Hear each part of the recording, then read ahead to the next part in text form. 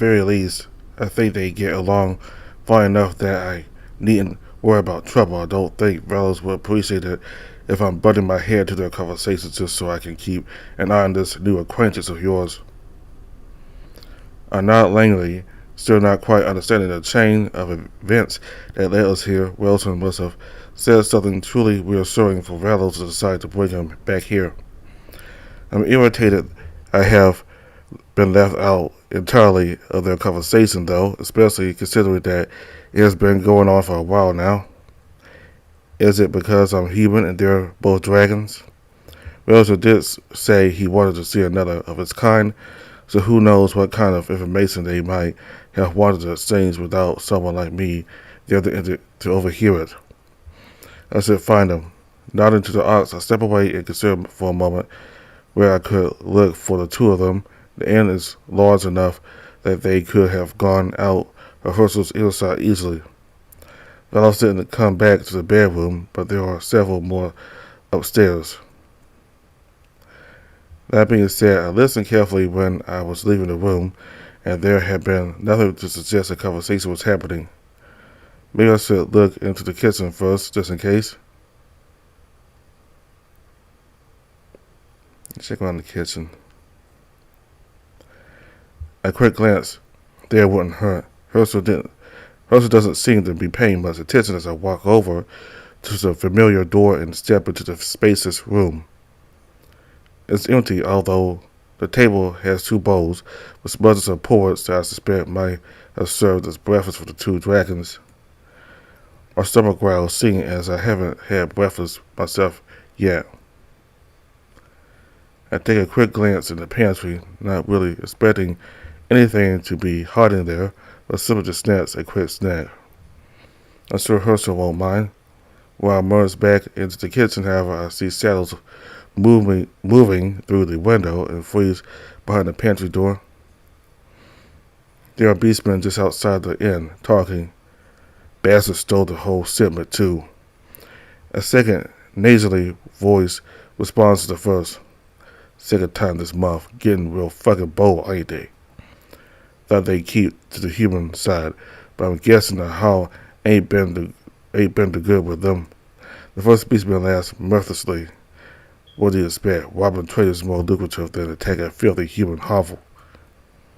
I stare down at the floorboards, frowning. Are they talking about some bandits? I feel a chill creeping down my spine. Didn't Velos mention a group raiding settlements when he first rescued me in the forest? Something about markings similar to that wino that attacked me. Let's go, sun setting in my eyes. The shadows move on from the window, and I step out into the kitchen. Memory of that wino is like a fresh wound in my mind. I hope Valos crippled him badly, enough that he'll never be able to fight again.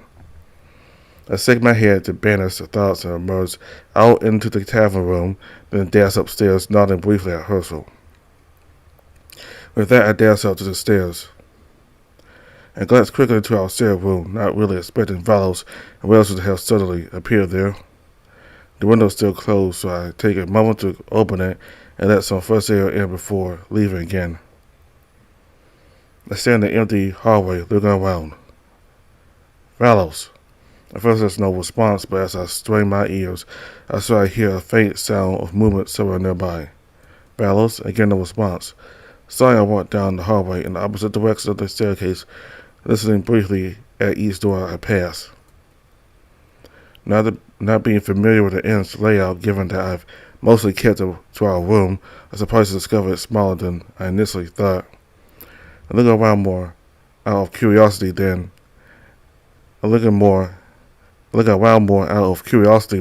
now than genuine hope that I'll find either of the dragons out here.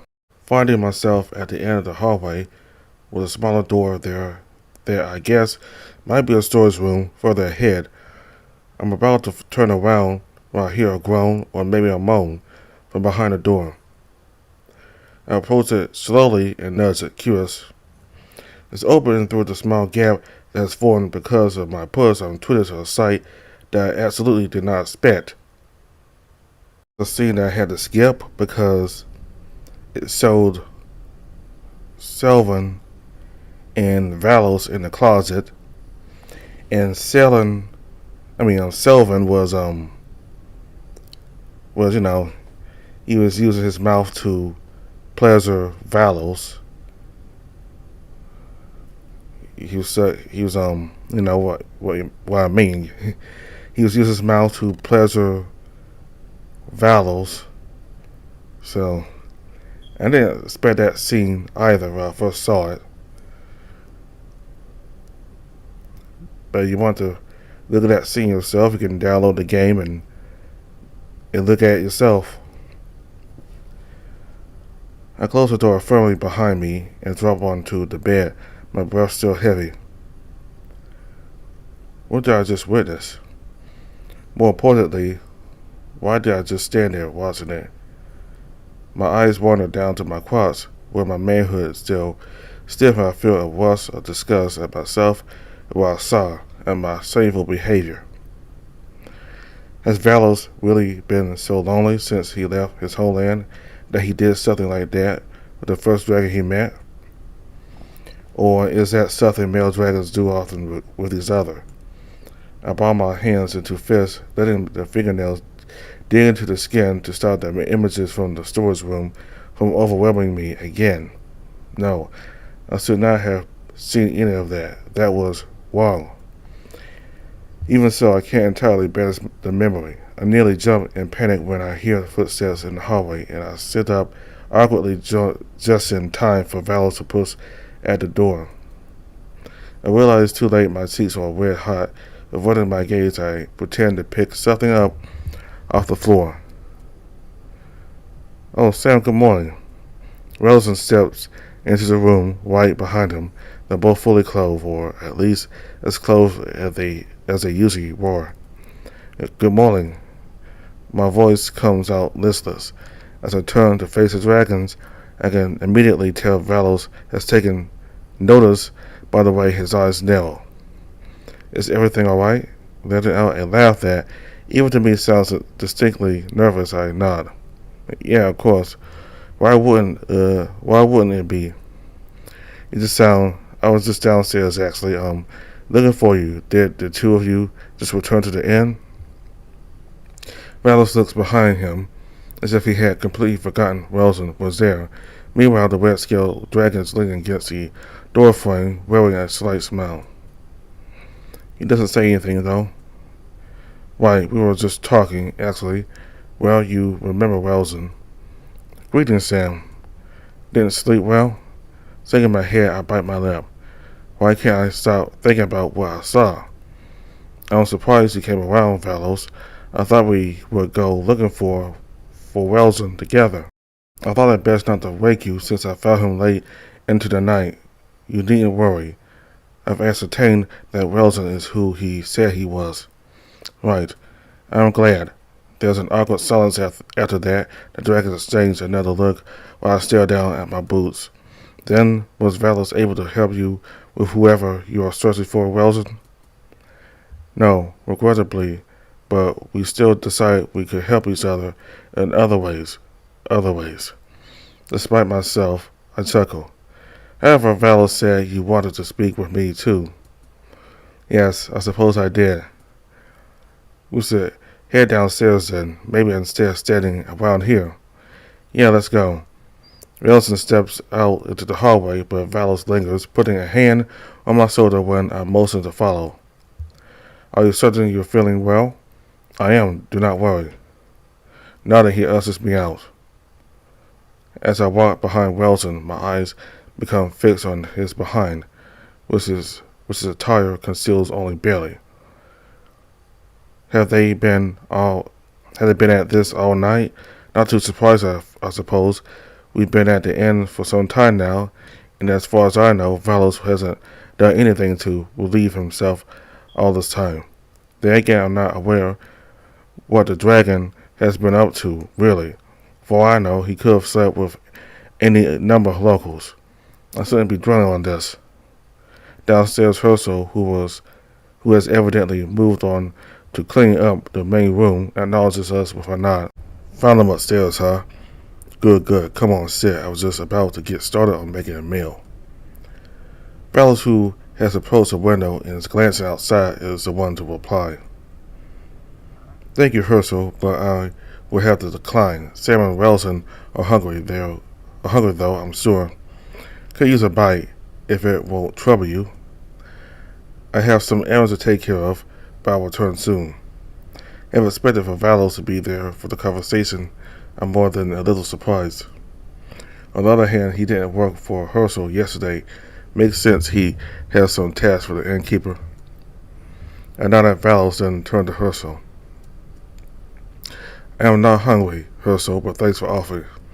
The innkeeper hums to himself as he retreats into the kitchen. Meanwhile, Wilson takes a seat with his back to the wall and points at the opposite chair. Well then, I'm sure Wilson will answer your question. See you soon, Sam.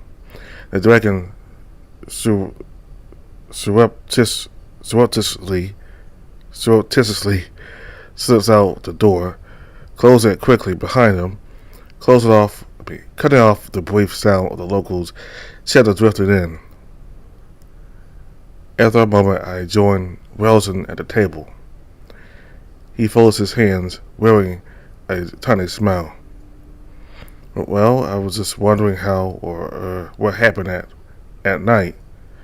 Last we talked, Valles was not at that keen on having you around.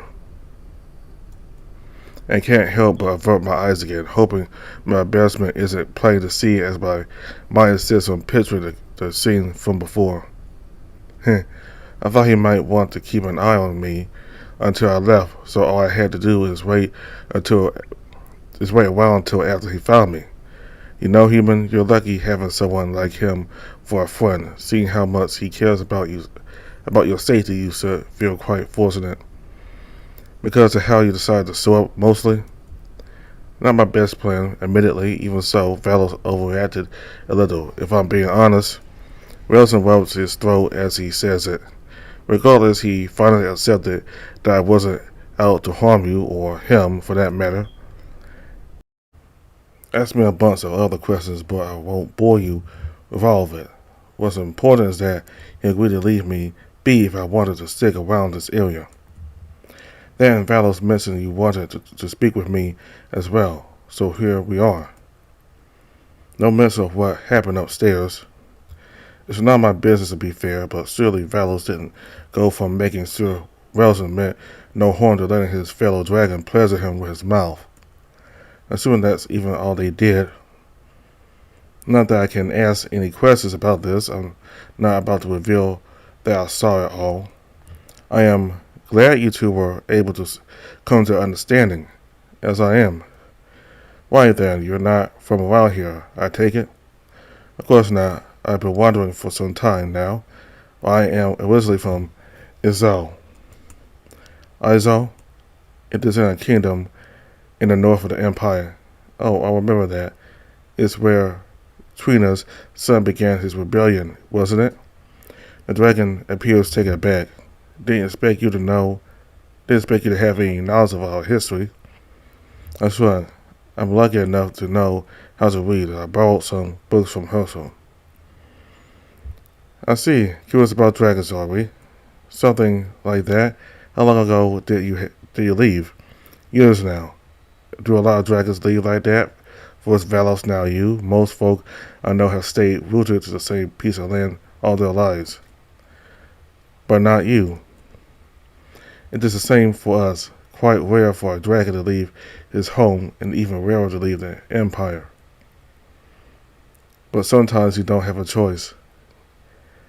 Do you have a choice? Wilson falls silent, no longer smiling. Then, with a sigh, he locks eyes with me and nods. Indeed, I didn't leave Izal because I wanted to. What happened? It is complicated. I wasn't supposed to leave alone, either. My lover, she couldn't come with me like we had planned. She's the reason I sought out Valles. I had hoped he might know something about her.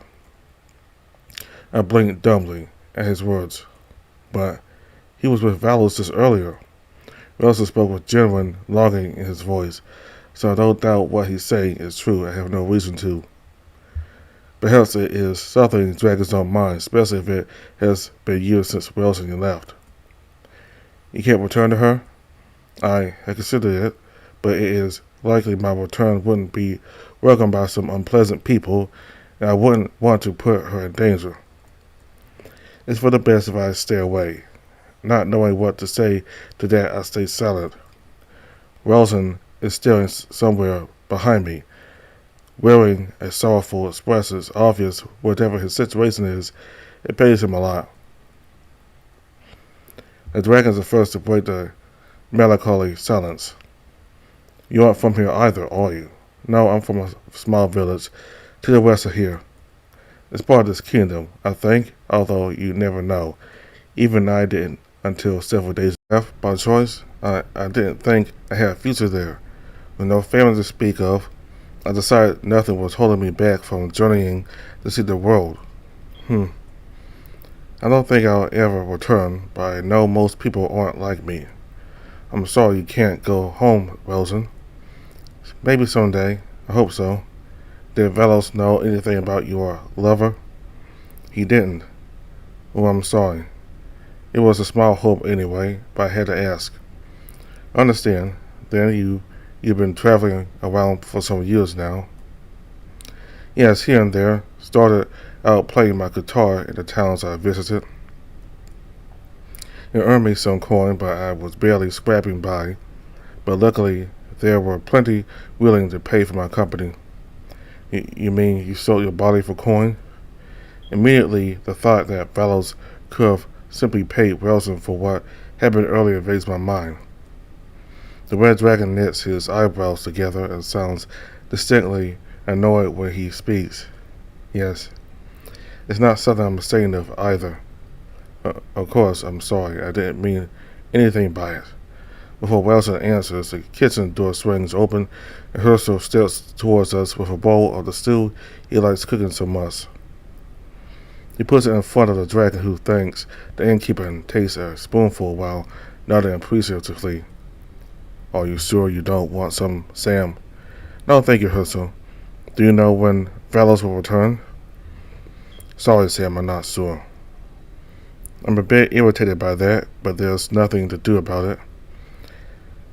All that's left is to hope Velos won't return well after nightfall like he usually does.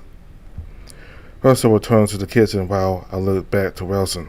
Truthfully, there's more I wanted to ask him, since I was hoping that it would be an opportunity to learn more about dragons, but now I'm not so sure. He's reluctant to speak in detail about his past in the Empire. I don't want to ask questions that might make him suspect I know what happened between him and Velos. Wilson, meanwhile, regards me curiously in between spoonfuls of stew. You say you have no family, Sam. What about friends? A girl you had eyes for? No one like that. I had some friends, I guess, but I was never that close with anyone. I suppose that's one kind of freedom to have. Are you considered young among humans? I am an adult, although I haven't been one for long. Why the interest in books about the Dragon Empire? I set out to travel, didn't I? It helps to know what's out there, and my village is far too remote for me to learn much about the outside world. Wilson mulls his words over while finishing the rest of the stew. As he puts the spoon and bowl aside, he tilts his head to the side and asks, Do you have feelings for Velos? The heat that rushes to my cheeks must mean I'm red as a beet, and I cough as I try to hide it. What do you mean by that? I mean, of course not. I'm sorry, Sam. I shouldn't have asked. You don't need to answer. I shouldn't have made you uncomfortable. Breathing heavily, I nod grateful. I'm glad he's not pushing it. Even my reaction to the question was nonsensical. I take a moment to regain my composure. The way you asked that, I wonder if that's common for male dragons to take male lovers of me. Wilson snorts derisively. Our kind accepts partners of any gender, regardless of your own. But I'm well aware it's not accepted everywhere. I've been run out of towns when the locals learned I didn't mind the company of men. It's all silly to me, though. As far as dragons are concerned, this kind of affection is not unusual. We don't mind lovers of other species either. Although I can't speak for everyone, Valos may have his own desires in this regard. I stare at him, wide-eyed, but Herschel interrupts again, returning with 2 large cups of what I presume to be ale. Say, innkeeper, are you in need for some entertainment for the tavern over here? I can retrieve my guitar if you'll let me play for tips. Herschel rubs his chin, giving Wilson an appraising look. I suppose especially with a dragon playing. Well, if someone comes to Gawk and pays for a drink, I don't mind. If that happens, I'm willing to pay on top of whatever tips you get. Wait, then The door slams open, a short beastman flies through the entryway, a fox. With a nimble roll, he turns to look behind him. Valos is there, a mixed look of anger and worry on his face. The fox chuckles, looking around. His gaze falls on me, and his eyes narrow. Before anybody can react to ask what's happening, the fox is moving again. He dashes right at me. I barely have time to react, even as he grabs a knife at his belt. He doesn't get very far. Valos covers the distance swiftly, grabbing the fox by the shirt. Lifting the squirming beastman, the dragon hurls him across the room. The fox crashes onto the table. Valos looks around, wide-eyed and breathing heavily. I'm sorry, he was lurking outside again, and Sam, are you alright? As confused as I am, I don't get to reply. The fox stands, chuckling again, despite rubbing the arm he landed on. Good to finally meet you, human. Your dragon friend hasn't made seeing you easy, but I do enjoy a challenge. Glaring at me, he grabs the knife he dropped from the table that now lies in splinters. You better get out of here right now, fox, before you get hurt. As if to accentuate the innkeeper's words, Valos unseats his sword. The fox, however, appears undeterred. For the first time, he seems to notice Wilson. His eyes widen for a moment, but then he is grinning again. Another one, huh? No matter. Listen, innkeeper, I'm willing to work out a good deal. Hand over the hairless ape, you'll get a nice sum of money. How about it? Valos steps between Herschel and the fox and points his sword at the latter.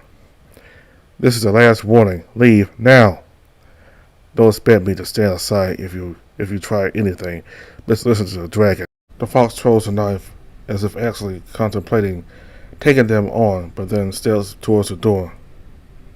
Our eyes meet right before he steps outside. Valos closes the door, looking to see if the fox is really leaving, then closes it and turns to the ox. I'm really sorry, Herschel. He slipped past me before I could stop him. The innkeeper nods, looking a little dazed from everything that just happened. I'm probably wearing an identical look. Having no clue what just happened is nevertheless very clear that the fox bears me ill intent. Valos begins cleaning up the ruined table, and as Wilson joins him, I also step in to help. The damage isn't bad, but all the while I'm conscious that somehow I caused this to happen. I've been worried about beastmen coming after me all this time, but with how friendly Herschel has been, I had started to let the feeling go. It was foolish to think that everyone would be like that, though. Not only that, but to think that they wouldn't know I was here. Someone would have seen Valos bring me here, and now I seem to have this fox after me. None of us say anything. The cleanup is swift and silent. After we're done with that, I offer to clean up in the kitchen as well, like I promised earlier. Valos heads upstairs while Wilson offers to stick around and watch out for trouble, which Herschel gladly accepts.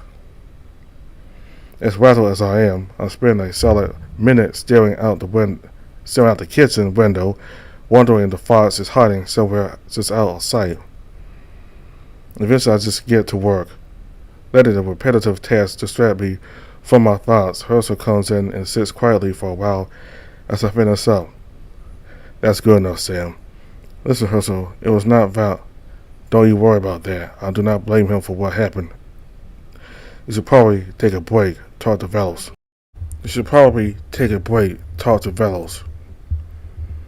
You can help me with dinner, but it'll be some time before that. Just call for me then. Wilson waves me over when I leave the kitchen. Sorry about whatever that was, Wilson. Don't you worry about that. I could tell you were as surprised as I was. Hopefully the fool has sense to stay away from the inn. Yeah, I hope so too. Well, that aside, we can resume our chat some other time. And Sam, I think you should just be honest with Valos. I'll keep that in mind. I toss back to our room. As I step in, I find Valos sprawled on the bed. He steals as soon as I appear, lifting his head to look at me in a daze. Oh, I'm sorry, I didn't mean to lie down here. He begins to stand up. Hey, no need to apologize. You can just use the bed. I can tell you're exhausted, Valos. Besides, it's hardly fair I've been the only one using it while you sleep on the floor. We're going to trade places. No, that's not necessary. I feel irritation rise at his words. I'm not talking about what's necessary, Valos. The dragon ignores what I say, standing up and stretching his arms before giving me a serious look. More importantly, we should talk about what happened. I'm annoyed that he brushes me off like that, but it's true that the fox is a more urgent matter to relent. Who is that? I don't know, but it's not the first time he's tried this. So this has been going on for some time. Why wouldn't you tell me that? The look the dragon gives me is one confusing. I was taking care of it, so I didn't want to worry you needlessly. Today I slept. I'm sorry I should have gotten some rest earlier. That's not the issue, Valos. If someone's out there to get me, I need to know that.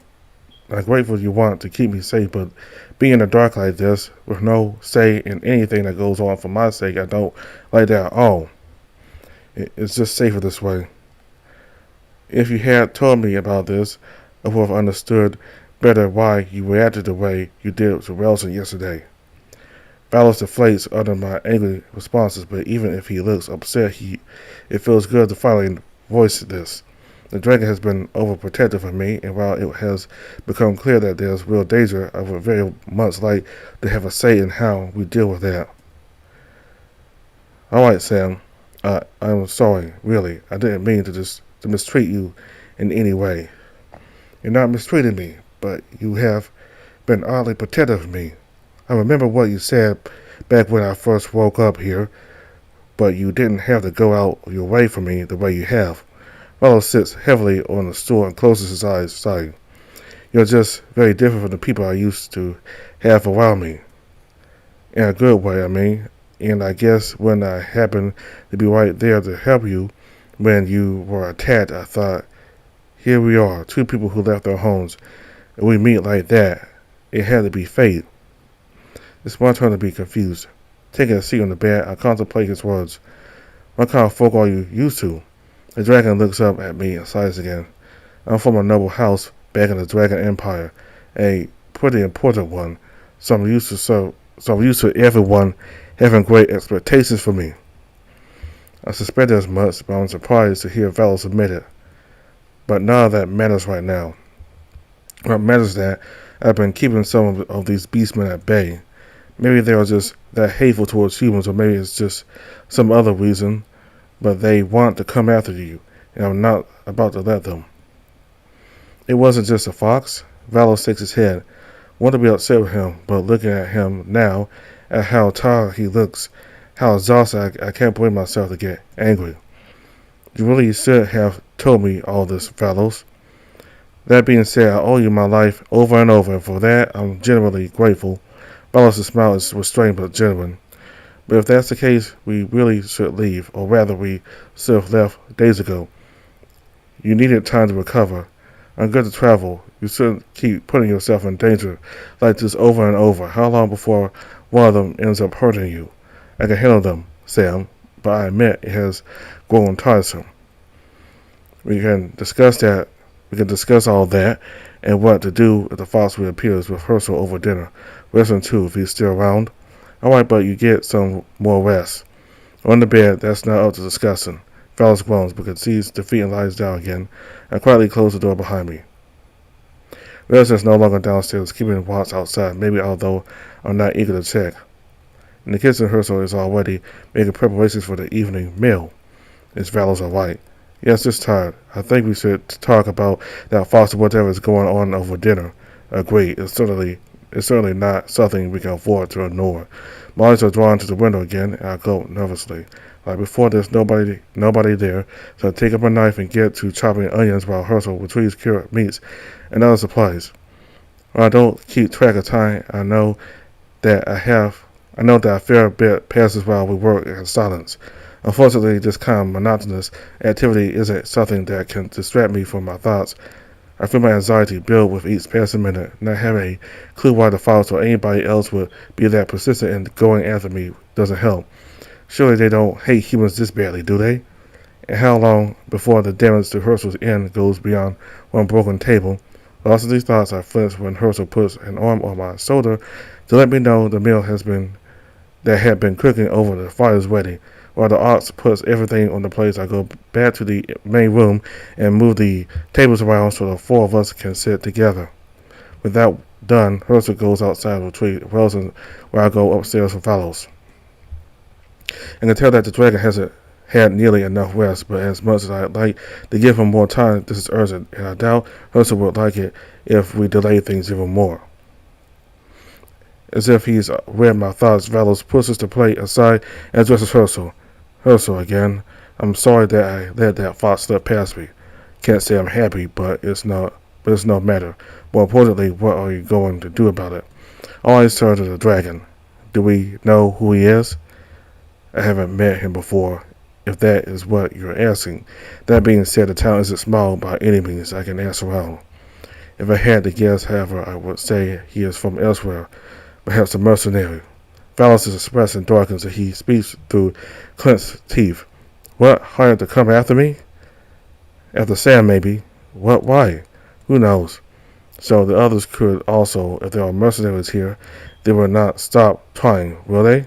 More importantly, I don't think you'll find much sympathy among the locals, even soldiers or guards, not with you being human. It would be easier and safer to leave for a human settlement. Would the humans tolerate the presence of a dragon? Wilson and I both look to Valos in consternation. Is he asking because he wants to stay around me? As odd as that choice would be, I can't say I mind. Valos is great company. Even if I had expected us to part ways once this whole ordeal was over, I have to admit that part of me was hoping I could accompany him on his travels. I suppose we never discussed that question properly, with Valos merely implying that he would take me to a city where I would be safer. Still, I don't like the idea at all.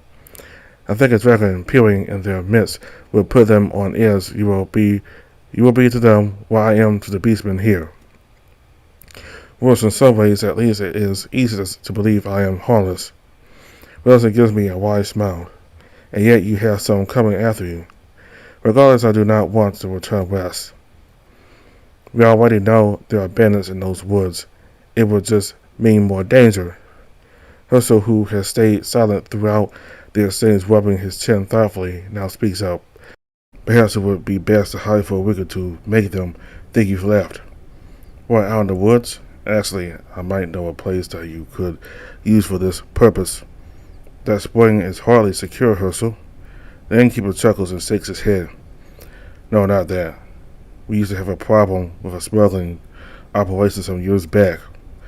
The local lords eventually took care of it, but I happen to know the location of an abandoned hideout those smugglers were using. That doesn't sound so bad if I manage to sneak in some supplies. How long would we have to stay hidden like that? Who knows? I could keep my ear to the ground while we're out there. Make sure the fox and the others have really left. Maybe. The ox suddenly chuckles. Oh, I see. You humans are very social, aren't you? I suppose the prospect of staying isolated would weigh on you. Well, it was already getting tiresome here, even if I enjoyed your company a lot, to be in some hideout somewhere for weeks. Is this a change for you, Sam? I thought you had no friends in your village. I blink at him while Herschel and Wilson exchange looks, then burst out laughing. The reaction seems to confuse Valos, who looks at each of us, in turn, frowning deeply. Did I say something funny? No, I think. Unless you are saying you do not think anybody could be friends with me. Why would I say that? It's not. I'm I may not I may have not had any close friends, fellows, but I knew people from my village. We spoke every day, traded stories, bantered, ate food together, drank together. I took all manner of odd jobs around the village to keep myself busy, useful. Now I'm just sitting around waiting. I'm sorry, Sam, I didn't mean to sound insulting. Look away, feeling heat on my cheeks. You weren't. Forget it.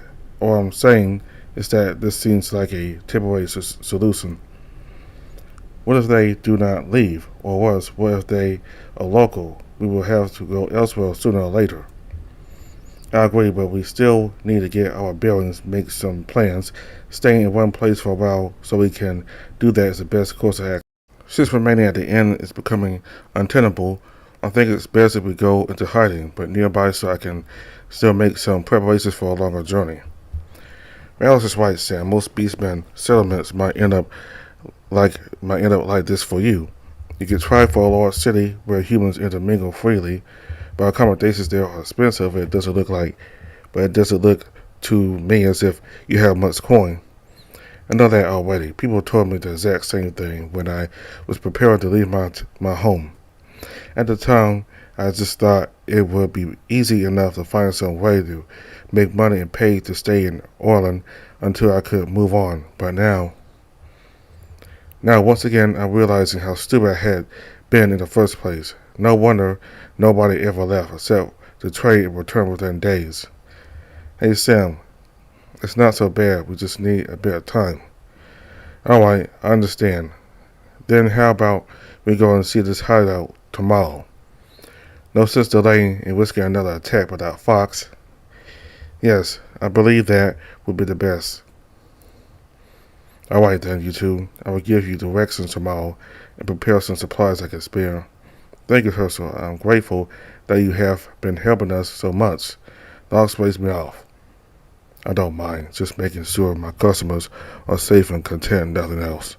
I smile and nod. Herschel and Wilson take the initiative to clean up, and Fellows and I finally head upstairs to get proper rest. There's still a lot on my mind, but seeing the dragon's languid movements, I decide that it can wait until tomorrow. Take to bed. I'll be fine, Sam, don't worry. Narrowing my eyes, I step quickly to the spot where Valos normally sleeps to block his way. No, we already talked about this. You're taking the bed. Valos hesitates, looking between me and the spot on the floor. Fine, but it's large enough for two. We might as well share it. Again, I blink dumbly at his words. He wants to share the bed with me? Valos just stares at me, one eyebrow raised, as if he's trying to gauge my reaction. I do not know why you are being so stubborn, but if that is what it takes to keep you off the floor, then fine. He nods and starts taking off his armor. Meanwhile, I have to bite the inside of my cheek to try and stop myself from thinking about what I saw between him and Welson earlier. If everything that had happened later, it had completely slipped my mind, but now is all I can think about. Something wrong? If you're embarrassed, I will face away. No, it is not that. Before I'm down stuttering out the answer, Valis is already lying down. So I was just thinking about something. Do not worry. Even as I say that and start addressing myself, I realize how embarrassed I'm feeling. In some ways, it is even worse than the time at the hot springs, since back then I did not yet know Valos could do something like that with another male. By forcing myself to just get on with it, made easier by the fact that Valos turns to the other side away, despite my earlier assurances. I finally lay down with my back to the dragon, practically at the edge of the bed, knowing that it will be a long time before I can fall asleep. I spent some time like that, my whole body taut like a bowstring. When it gets uncomfortable enough to force me to move and roll to the other side, I found Valos already fast asleep. The moonlight streaming through the window makes it easy to see his slumbering form. I cannot help but admire it. Having felt this way I waited back at the hot springs again when I saw him with Wilson, denying that I find his dragon attractive is becoming more and more difficult. His strength, the way his scales shimmer in the light, the look of his amber eyes. No, no, this is wrong. I should not care if the dragons are fine with this kind of thing. I was taught that it was not. What happened was between Valos and Wilson. I was not supposed to have seen it, and it has nothing to do with me. There are dragons, I am a human, and that is that. I avert my gaze from him and just stare up at the ceiling, breathing heavily, angry with myself. The anger is at odds with everything else I am feeling, but those feelings are wrong, and I know it. In the end, all I can do is sigh out in frustration, close my eyes, and let Valos' rhythmic breathing lull me to sleep. I'm surprised to hear the same breathing upon awakening. Usually Valos would have silently departed by now, but he is still here on the bed sleeping. I suppose it would be difficult even for him to get up without waking me up.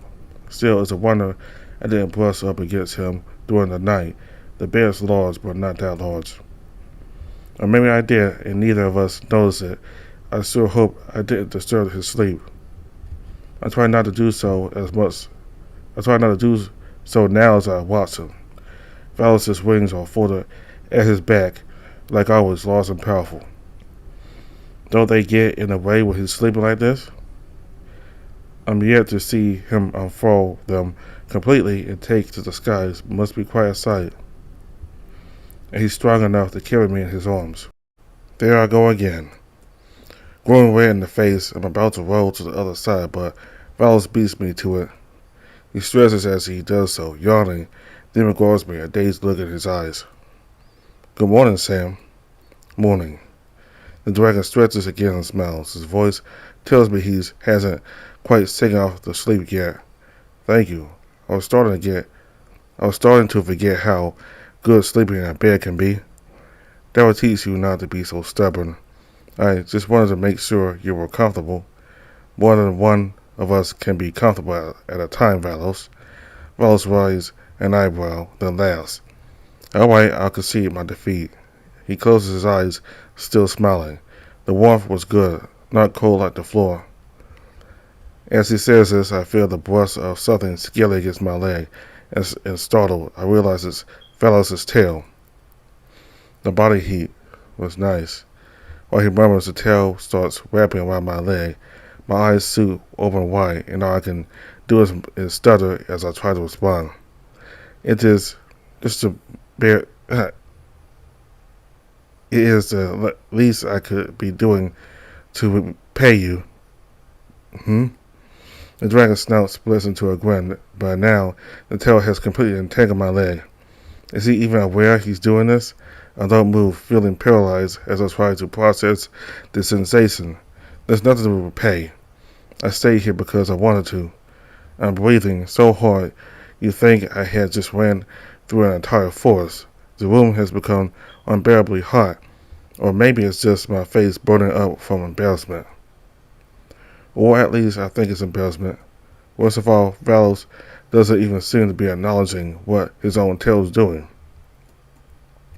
Do you think Herschel will have a breakfast ready by now? His eyes are open again, no longer drowsy. I practically jump out of the bed, not saying a word in response. My leg slips right out of the grasp of the scaly tail. The dragon props himself up on one elbow, and I feel his gaze on my back as I dress hurriedly. I don't want him to see my face right now. Are you alright, Sam? Yeah, of course. Just need some air. That is all. He's gotten stuff in here. I walked over to the window and opened it, breathing in the morning air. The morning sun reflects off a window across the plaza, which is empty right now. Out of the corner of my eye, I see Valos get up as well and start dressing. I can still feel his gaze fixed on me. I'm sorry if the dragon stops himself halfway through the sentence as if deciding what to say next. I hope I didn't make you uncomfortable. Before I even had a chance to turn around, Valos steps out the door. One of my hands Through my hair, I returned to the bed to sit where Valos had just been laying. The seats were still warm, pleasantly so. Why is this so difficult? The dragon seems to elicit the strangest reactions from me. Have I ever felt this way before? I don't believe so, but then again, I don't even know what I'm feeling. Maybe Wilson was right when he implied that I may have taken a liking to Valos. And the same I was told I would feel about a woman someday. That I should, but I can't deny it to myself only so many times. The truth is, when I saw Wilson and Valos, I didn't feel disgusted. It was arousing, and I was ashamed of that. But Wilson says dragons don't find it wrong, and that I should be truthful with Valos. The niggling thoughts won't leave me, though, that I'm not a dragon. That's wrong, and as I had been told, that I can no longer deny how I feel doesn't make it right. Maybe I've just been stuck in this damn room for too long, pent up, deprived of the company of other humans and acting stupid because of it. I stare up at the ceiling and sigh. How can I be attracted to a male dragon? What's wrong with me? Perhaps that's a question for another day. For all I know, Valos would be disgusted by the idea himself. As Wilson said, he can't speak for Valos' preferences when it comes to other species. I saw him with Wilson, after all, not anyone else. Maybe he cares only for his own kind. That would certainly make it much easier for me. I only know if I ask him directly, though, so I finally head downstairs myself. Unfortunately, I find Valos' rehearsal packing some supplies for our trip. They both acknowledge my presence with a nod, as I return, but decide not to bother them right now. This can wait until we're away from this place on the road, where nobody can disturb us during the conversation. Instead, I head into the kitchen, hoping for a quick snack. Wilson is there, eating. Hey there, Sam. Come, sit with me. I nod to the dragon and close the door carefully behind me before filling a bowl with some porridge Herschel must have prepared earlier. My mouth is dry and I realize I don't have much of an appetite, but dig in anyway. That is until Wilson speaks. Do you have a chance to talk with Valos? About what? What we discussed yesterday. I feel an unexpected stab of annoyance at the question. It's as if Wilson is deliberately trying to screw with my head. It's always a jumbled mess without his prodding. I put down the spoon angrily and narrowed my eyes at the red dragon. I saw you with Valos yesterday. I snap at him before I even realize what I'm saying.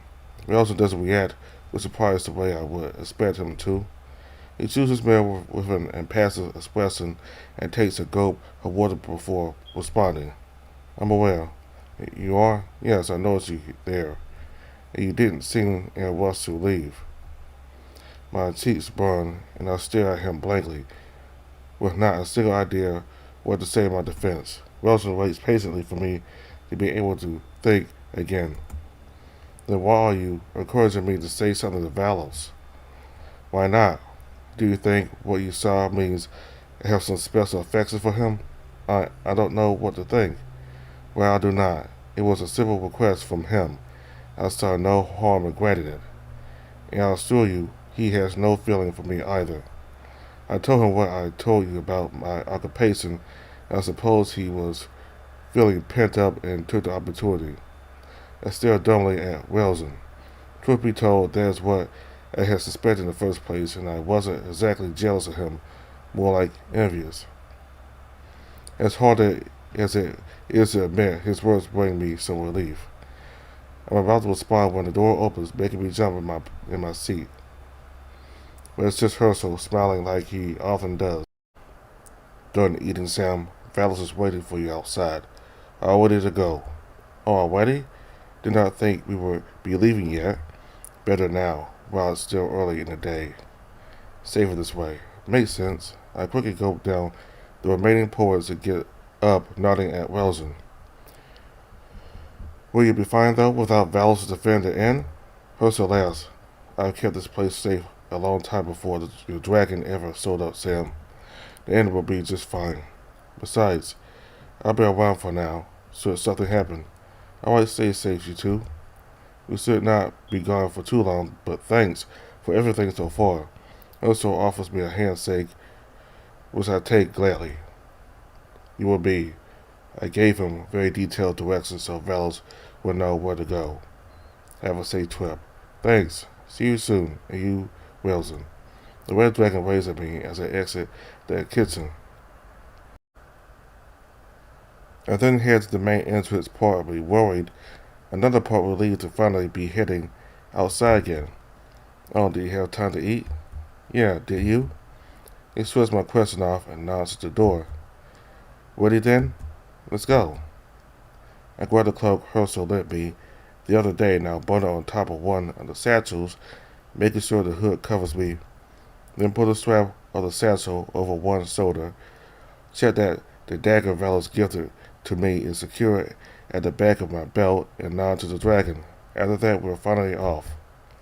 It's still early enough that we pass without any encounters, even though we're heading in the opposite direction from last time. We were shooting the cover of the forest. Okay, I'll stop right here. Yeah.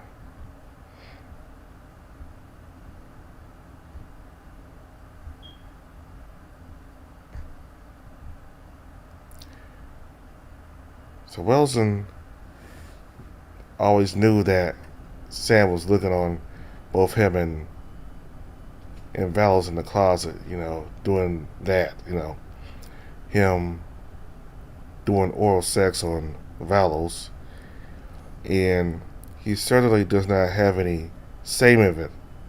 He doesn't have any shame in what he did. So I think it's more normal in the Great Dragon Empire for stuff like that. Apparently, human societies, or the society, the little tribe, the little remote village Sam is from, does not accept it. So the dragons seem to be more. They seem to be more casual with sex, while humans think of it as you being in love with somebody. And Rosen actually told Sam that he did it simply because Velos wanted it. And he decided to do what Velos wanted it to do. So Sam's suspicions were true. Like Velos, he was very sexually pent up. He wanted to satisfy his sexual, you know what I mean. So he decided to take the offer from Relson, and he let Relson perform oral sex on him. And Relson goes around earning money by not only playing his guitar, but also, be a prostitute, apparently. So, so they didn't quite expect Velos to,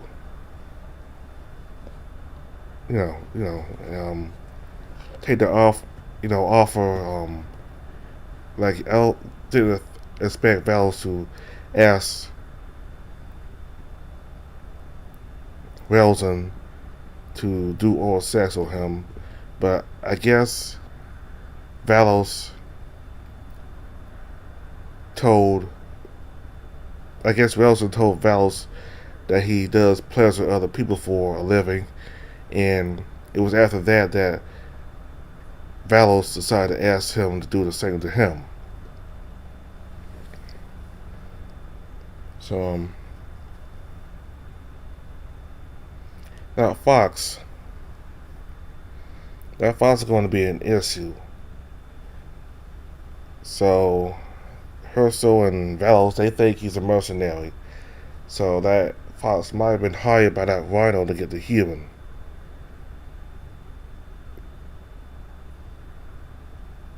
So because that, and we also heard the other beastmen talk about the bandits, and so apparently that Wino has been causing trouble not just for Sam but for the other beastmen as well.